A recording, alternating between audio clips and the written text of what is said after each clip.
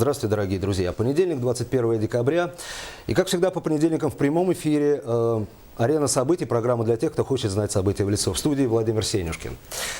В прямом эфире, как всегда, мы принимаем ваши звонки по телефону 35 33 10. Его вы видите на своих экранах. Мы, как всегда, рады любому интерактивному общению с вами. Сегодня у нас в гостях первый заместитель председателя Государственного комитета по обеспечению безопасности жизнедеятельности населения Республики Саха-Якутия Дмитрий Лепчиков. Дмитрий Николаевич, добрый вечер, спасибо, что пришли. Не могу сразу не спросить. Я вот знаю, что в 2015 году в области обеспечения безопасности жизнедеятельности населения, гражданской обороны, чрезвычайных ситуаций и пожарной безопасности разработаны и приняты, посмотрите, 39 нормативных правовых актов и еще 7 находятся в стадии согласования. Ну а дальше, как в стихотворении, «А избы горят и горят». Ну скажите, пожалуйста, что регламентируют эти нормативные правовые акты, насколько они важны? Спасибо за вопрос. Но эти нормативные правовые акты носят, ну, как бы сказать, много сфер. Это защита населения от чрезвычайной ситуации природного и техногенного характера. Это по противопожарной безопасности, это по гражданской обороне, это носит характер по организации и аварийно-спасательных работ. Ежегодно мы тоже, как наша республика, она как бы подвержена ежегодному подтоплению, тоже ежегодно принимаются и противопаводковые нормативно-правовые акты. Ну и по особое внимание мы все-таки уделяем по противопожарной безопасности. Ну, то есть понятно, что это не только по противопожарной безопасности, это по всему спектру чрезвычайных ситуаций, наверное. Да. Мы говорим это о чрезвычайных ситуациях природного и техногенного характера, и мы как бы все стороны связанные с этой ситуацией. Понятно. По статистике 2015 года, какие бы цифры вы могли привести? Ну, давайте по пожарам. Я приведу эти цифры, что у нас на сегодняшний день по состоянию на 21 декабря с начала года по республике произошло 1089 пожаров. За аналогичный период пожаров у нас произошло 1174. То есть по возникновению пожаров у нас идет уменьшение. Но при этом у нас есть статистика, где увеличена смертность. Если на сегодняшнюю дату у нас погибших составляет 69 человек, за аналогичный период прошлого года это 65. Есть рост. Ну, с чем это связано? Хотел бы отметить, что еще вот такую вещь о том, что горят частный сектор, горят деревянные строения, особенно идет повышение, вот в последнее время есть тенденция повышения пожаров, связанных с пристроями. То есть гаражи, амбары, какие-то склады, пристрои, те, которые обогреваются, может быть, с электроприборов. То есть там есть нарушение по противопожарной безопасности, связанным с электричеством. Там приборы, тены, его не контролируют. А частный сектор больше горит или многоквартирный? Больше частный сектор. Есть частный сектор. Увеличение смертности с чем связано? Увеличение смертности, я думаю о том, что несмотря на ту работу, которую проводим мы, а именно и наши противопожарные службы совместно с Главным управлением МЧС по республике, есть увеличение смертности детей. Это неосторожное обращение детей с огнем, оставление их одних, или пожары, связанные с состоянием алкогольного опьянения. Все-таки вот эти факторы, они на первых рядах. Понятно. Техническое обеспечение подразделений противопожарной службы республики, каково оно на сегодняшний день? В этом году, я хочу сказать, что было принято беспрецедентное решение, а именно в соответствии с решением главы республики Егора Афанасьевича Борисова и правительства, председателя Галины Кентины Данчиковой, у нас сегодня в этом-то году закупается единовременно, и они уже идут, 116 единиц новой техники. Эта техника, она должна уже перейти в новое оснащение и уже встать в строй по всем пожарным частям нашей республики. Ну, это большая цифра. Да, и я еще раз подчеркиваю, что это беспрецедентное решение в истории пожарной охраны даже республики и, может быть... А вы не знаете, в каком-нибудь субъекте Российской Федерации таковое бывало? Сейчас я затрудняюсь сказать, Ну, да, и ясно. думаю, что нет. Думаю, что нет. Но хорошо, это наземные единицы, да, это наземная техника. А что с авиапарком? Ну, авиационная поддержка наших сил, службы спасения у нас ведется на договорных основах с нашими авиакомпаниями. Основная наша авиакомпания – это Полярная авиалиния. Это Мирнинское предприятие, Дельта-К. Здесь на теми воздушными судами, те, которые расположены у нас на территории, у нас практически со всеми есть контракты на авиационную эту поддержку при организации поисковых работ, аварийно-спасательных работ на территории республики. Но и у нас базируется один вертолет, это Ми-8 МТВ авиации МЧС России, Дальневосточного регионального центра. Он базируется у нас в городе Якутске, а также при необходимости у нас базируется воздушное судно Ми-26. Но расширение авиапарка не подразумевается? Ну, или есть планы? на сегодняшний день планы есть, есть наработки, есть соответствующее это поручение правительства о том, что мы должны внести предложение по малой авиации. Знаем, что у наших коллег в Красноярской области они используют малую авиацию, это типа автожиров или вот типа Робинсонов что-то. А вот смотрите, Дмитрий Николаевич, расположение населенных пунктов в различных частях республики, оно неоднородно. А есть ли какие-то универсальные, что ли, да, временные нормативы по прибытию на пожар? Ну, основной норматив это до 10 минут, это прибытие первой как бы силы, первой это поддержки. Ну и на сегодняшний день там, где силами государственной противопожарной службы у нас не прикрыто, у нас ведется работа по поддержке добровольных общественных организаций, а именно по созданию добровольно-пожарных команд. На сегодняшний день практически во всех населенных пунктах, в 34 районах республики у нас открыты добровольно есть и действуют добровольные это пожарные команды, а это где-то группировку эту составляет более 2700 человек. Вот там, где вот, например, в населенном пункте, где проживает порядка, ну скажем, условно 500 человек, то мы открываем там добровольно пожарную команду.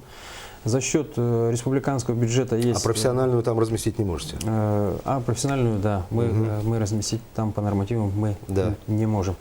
Ну, добровольные пожарные команды, добровольным пожарным командам есть поддержка из государственного бюджета в виде вот, боевки, обмунирования, шансовых инструментов. Есть еще вот такая как бы МПУ-2000, это мобильная пожарная установка, это цистерна, оборудованная мотопомпой. Да? За счет республиканского бюджета мы тоже передаем добровольным пожарным командам, а также за счет республики мы компенсируем затраты командировочных расходов. Это они должны приезжать, обучаться. Мы компенсируем им и обучение, а также за счет республики мы их застраховываем. То есть их жизнь, она страхуется. А меня в данном случае интересует вот что. профессионализм добровольных пожарных команд. Вы их обучаете как-то? Да. На базе наших государственной противопожарной службы, она тоже имеет лицензию на обучение. То есть вообще тот доброволец, он только если он обучен, то есть обмундирование у него, и он застрахован, только тогда имеет право принимать участие на пожар. Ну и это ответственность. Мы должны обязательно его минимальные это часы, первые есть такие программы и по 40-часовой системе, по 80-часовой, мы их обучаем. Доброволец, который прошел 40 часов обучения, и доброволец, который прошел 80 часов обучения, они различаются по своей профессиональной подготовке? Да, ну мы же... Очень хочется, чтобы на пожар приезжал доброволец с 80 часами, вы понимаете. Мы же говорим, еще здесь есть нюансы, те, которые и транспортная схема, как бы у нас, да, основное влияет на проблему, чтобы мы должны дать, он должен пройти этот минимальный курс, а также все-таки мы эту работу ведем, несмотря на то, что этот доброволец должен, он же имеет основное место работы. Это понятно. Да, это понятно. То есть там мы должны Дмитрий Николаевич, у нас звонок в студию. Давайте примем его. Будьте добры, представьтесь, пожалуйста, из какого вы города, и задавайте свой вопрос гостю. Здравствуйте. Здравствуйте. Это с пригорода звонит. У меня такой вопрос. Мы вас не слышим. Есть ли у вас общежитие или квартиры, вот вновь поступающие вас на работу? У нас не выведен звонок в студию, к сожалению. Это первый вопрос. Нет. А второй? Ну, давайте продолжим тогда наше общение. Вообще часов, выделяемых на обучение, вот даже 40, это минимум, тот временной минимум, который проходит доброволец, да, по обучению. Да. Его хватает, вот этого минимума? Ну, мы думаем, что минимальные азы и минимальное обучение, ну, это имеется вот такая-то программа, она, ну, как бы разработана МЧС России. А обучение мы проходим здесь, в учебных-то заведениях, которые здесь работают в этой сфере. Зачитаю, потому что не запомню. Насколько важно то, что вот в 2015 году субъекты Российской Федерации, в частности Республика Саха-Якутия, наделены полномочиями по организации регионального государственного надзора в области защиты населения и территорий от чрезвычайных ситуаций регионального, межмуниципального и муниципального характера. Что это такое, почему это значимое событие для уходящего года? Ну, в конце 2014 года были внесены в изменения и дополнения в федеральный закон о защите населения и территорий от чрезвычайных ситуаций природного и техногенного характера, где субъекты были наделены дополнительными полномочиями по организации регионального надзора. Ну, это что? На сегодняшний, до сегодняшнего дня, как бы это надзор в области защиты населения, это приводил МЧС России через свои главные управления МЧС России по республике. Но это в области защиты населения и территории. Это не связано с противопожарной. Это вот, например, если взять паводковую ситуацию, органы местного самоуправления или те юридические лица, те, которые подпадают под данный надзор, они должны утверждать, вот, например, планы. План предупреждения ликвидации ЧС на период прохождения весеннего паводка. Где утверждают, должны там знать, в этих же планах утверждаются порядки реагирования, система оповещения, как будет доведена информация до населения, какими силами, средствами должны ликвидировать тот или иной ЧС, может быть, по весеннему паводку. Также по планам, скажем, мат-резервов и финансовых резервов. Понятно. То есть в таком плане. Давайте с вами поговорим сейчас немножечко, более такой легкий вопрос задам. Южная Каролина, штат США. Департамент пожарной безопасности может взорвать ваш дом, чтобы создать заградительную полосу во время пожара. Это закон. Вы бы согласились с таким законом Лично я бы нет. на сегодняшний день? На сегодняшний день, да. Ну хорошо, я не спрашиваю, почему. Штат Флорида, США. Двери всех зданий должны открываться только наружу. Ну, потому что в случае пожара людям так легко выбежать, собственно говоря, из горящего здания. Вы бы поддержали такое начинание? Да, я бы поддержал, и мало того, у нас во всех и социальных объектах, и объектах образования двери должны открываться наружу. Это даже и, если мне не изменяет память, это вроде бы есть и общестроительные нормы. Вот такие, и у нас тоже. Дмитрий Николаевич, какую информацию вы могли бы сообщить по пожару, который произошел 19 декабря в селе Дюбся Усть-Алданского района? Ну, там случилось, ну, во-первых, хочу выразить соболезнования семье. Почему? Потому что там погибли 3 детей. Это 5, 6 и 7 лет. Скажу, что наши службы... Это то, о чем мы говорили, собственно говоря, в начале программы, да, что вот смертность увеличивается, но именно смертность именно вот среди детей. Да. Ну, я думаю, я скажу, что наши службы, противопожарные службы отреагировали оперативно, среагировали, но я думаю, основная из причин, я думаю, что смертности, это позднее доведение сигнала или информации, где происходит та или иная чрезвычайная ситуация. Доведение скорейшей или оперативной этой информации дает, ну, как бы возможность более в короткие и в ранние сроки реагировать. Будем сейчас уже закругляться, завершать нашу программу. Смотрите, в преддверии новогодних праздников Павел Астахов, уполномоченный по правам ребенка при президенте Российской Федерации, выступил с такой инициативой запретить в розничной продаже пиротехнические изделия, ну, фейерверки, петарды и так далее. Вы бы поддержали эту инициативу?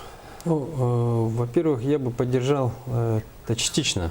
Да. Все-таки это веселье, это салют, это детям как бы нравится, да, но с соблюдением всех безопасностей. Ну, то есть поддержали бы так половинчато. Да, ну я и говорю, что частично. Хорошо. Так очень быстро, навскидку, большой процент несчастных случаев именно из-за фейерверков в новогодние дни? Ну, большой, небольшой, я сейчас затрудняюсь сказать, но есть и причины, что Дмитрий Николаевич, уже прощаемся. Да. Наш сегодняшний выпуск завершен. Смотрите нас завтра в 19:15. Мы поговорим с вами о накопительной и страховой частях пенсии. Арена событий – программа для тех, кто хочет знать события в лицо. До свидания. До завтра.